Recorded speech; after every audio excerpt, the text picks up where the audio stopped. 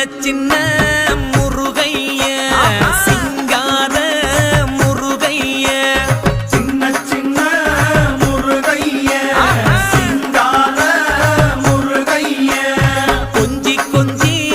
தமிழ் பேசும் செந்தில் பட்டி வேலனவ கொஞ்சி கொஞ்சி தமிழ் பேசும் செந்தில் படி வேலனவ சின்ன சின்ன முருகைய சிங்கார